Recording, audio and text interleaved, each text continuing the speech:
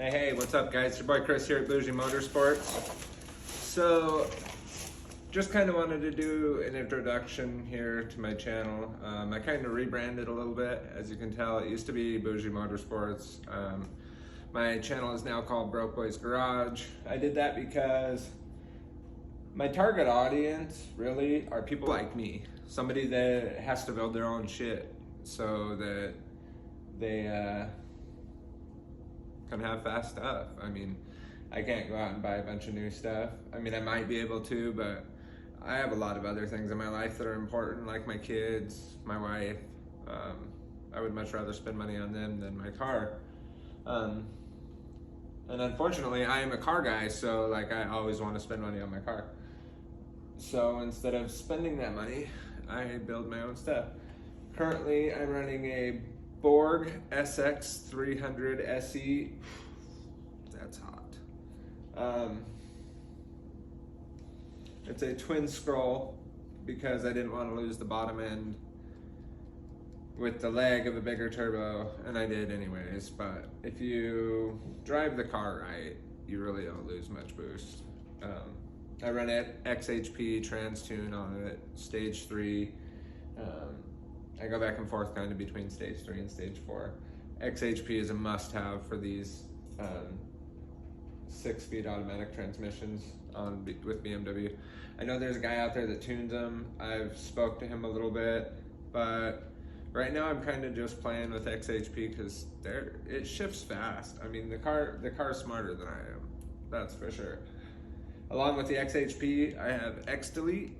X-Delete allows me to be anywhere between 50-50 all-wheel drive to fully rear-wheel drive, and anywhere in between that. I usually run like 30-70 or 25-75, but right now I'm running staggered size tires, so I'm running it in X-Delete completely so that I don't mess with my transfer case. For any of you that are questioning X-Delete, I've been running 2 different size tires, front and rear, with X-Delete on for 10-20,000 miles now, and I ran it with X-Delete off, on, off, on. It's great. It 100% tried, true. I would swear by it. Been running it for a long time. Nothing has ever happened. Other than that, I have a Doc Vu tune. He's the man to go to, period. Hands down. You want to tune your N54, call Doc Vu. Doesn't matter what time you ride him. I mean, I'm sure there's exceptions, but I would get bored and go run a log at 11:30 at night and send him that log thinking that he would get to it in the morning, and I had a revision in 5 minutes. I mean, the guy is great. Every time he gets back to me, all my questions answered, more than he should, 100%. 100% recommend Doc Vu, period. Top of the line. I don't even know what else to say about it. I talk to everybody else. Just getting somebody to get back to you is ridiculous. Let alone, I couldn't imagine if I was waiting for revisions. Like I said, Doc Vu is the way to go. I would not put your guys' money anywhere else. Hands down, best on the market, period. Sorry, I got off on a tangent there. But so I built my own single scroll manifold because I wanted to prove that you could get this done for under $1,500, and I did. Vargas Turbo Technologies hooked me up with the port delete kit so that I could go from twin to single with like my oil feed and return and blocking off the water ports. That was $99, and then I went with the Turbo E-Smart boost controller, which is a kick-ass little boost controller. Does everything I need it to do. Came with Mac valve.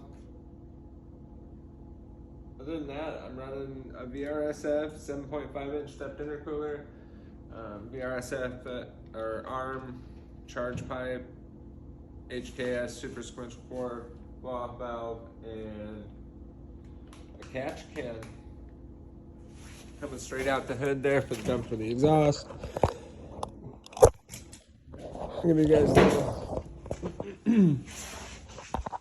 walk through. These are BAV auto coils. I read a bunch of stuff about it when I first got my car, and I got down a rabbit hole, and supposedly those were supposed to be really good, and then I come to find out they're just about as good as stock, so blah, whatever. Anyway, so we got a 3-inch up pipe, I guess. 2-inch dumps for the wastegates. And super simple, just arm down pipe, HKS blow off valve. Right down. 2 of the RSF 7.5-inch step intercooler. Running 2-step Calder plugs. And that's about it, man. Magic all happens right inside that box, but there's a lot of money in tuning software there.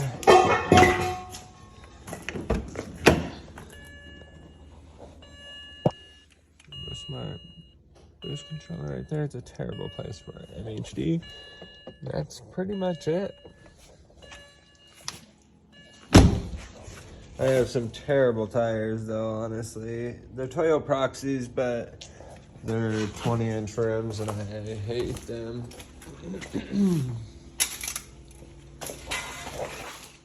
Little backstory on the car though. So I was actually going to sell the car.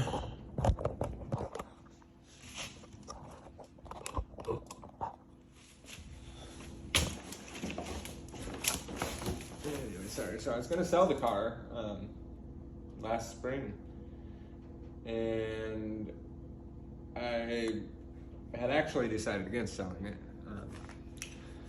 But it was on Facebook, and I'm a man of my word, and somebody had wrote me about it before I got a chance to delete it off of all the sites. Somebody had found it and wrote me. So I agreed to sell it to him for my asking price. And I'm sure the guy thought I was a flake because the check engine light had come on. And I told him, I was like, hey bro, well, first I told him nothing was wrong with the car, obviously, because he'd answered the ad and nothing was wrong with the car. And then like the moment I told him that I would sell it to him, I got a check engine light. So I replaced my spark plugs. I wrote him, I told him, hey man, I can't meet you today, I got a check engine light. I got to figure out what it is. It says I got a misfire, so on and so forth. So I replaced my plugs and that didn't help. And then I come to find out that something was going on with JB4. It used to be a JB4 car, it's now an MHD and Docbu. But it did not like JB4 for some reason. It started getting a really bad misfire, and every time you'd floor it, it would die. Well, it wouldn't die, but it would just like get no fuel whatsoever. Just when you'd floor it, and then let off, and then it'd rev back up or whatever. And if you got into it softly, it would just go fine. Anyways, long story short, I ditched JB4, went MHD stage 2, new spark plugs, everything was good. Wrote the guy, told him that the car was fixed after he wrote me like every day up until I got it fixed. Wrote him, told him it was fixed. He asked when we could meet, we set up a date, and I was literally on my way to the DMV to meet the kid to sell him the car. And my wife and I were in the car, the kids were at the house, and we never let anybody watch our kids, honestly. Like we just don't have any family really that watches our kids. But we had our aunt over and she was watching the kids for like an hour for us to go down to sell the car, and my wife was talking to me a little bit. We both had our seatbelts on. Literally, I'm never paying attention, which is a terrible habit, but I was not on my phone, I wasn't doing anything. I was literally driving, and she'd asked me if I wanted to sell the car. And I was like, honestly, it's just a car. We were gonna go to Seattle that night and pick up a new one with the cash that I was getting from this car and then doing another build. So I was like, yeah, babe, I wanna sell the car. And about that moment, the cars were going past me, everything was cool. I turned back to my lane after taking my eyes off my lane for like a millisecond, and I look up and my whole lane of traffic was stopped. And 20 feet in front of me was a Dodge 1500, and I was literally doing 40 miles an hour. I didn't even get an opportunity to hit the brakes. I smashed it so hard. You can see here on the front of my car,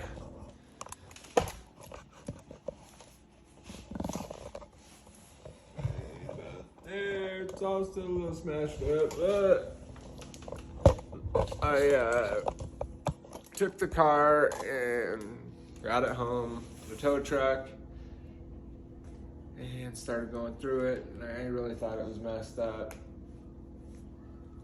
Once I got the hood off, got the front bumper off, got the passenger side fender off, I realized that I wasn't in that bad of shape.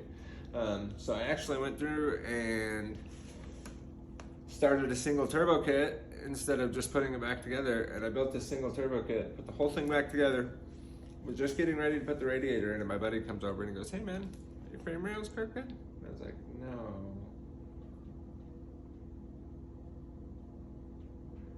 My frame rails are crooked. So I call a couple body shops, told they're 6 months out. I'm like, man, I do not want to wait 6 months to drive this car. I've already got the tune. So I call a couple more body shops, nothing. I do some measuring, and I'm like 2 inches out on my frame rails, progressively from like the strut towers forward. I measure my strut towers out, and I'm in the clear there. Everything is good from the strut towers back. So I go to Harbor Freight, get myself a 15-pound sledgehammer, and I come along, and we now have a straight BMW. The only thing that I couldn't get is this frame rail over here, or this little bumper rail over here, or whatever it is for the fender, to bolt the fender on. That's the only piece I couldn't get, but it is 100% close enough. Took an alignment, drives great, so I am happy. Still need to get the windshield done though. Other than that though, next move, I'll be doing methanol injection. I already have an E50 tuned, so stay tuned to see that. I'll do a couple polls tomorrow, put together a little better video of like how my car drives, the power that it has. But there's a couple of guys out there that are really close to getting the world record on the 60 to 120. And I want in on that game. And I want to race you, Christian from Vehicle Virals. I really do want to race you. I think that'd be an awesome race. You have a beautiful car. It'd be like Beauty and the Beast, kind of. I don't know. We'll see. Thanks, guys. See you tomorrow.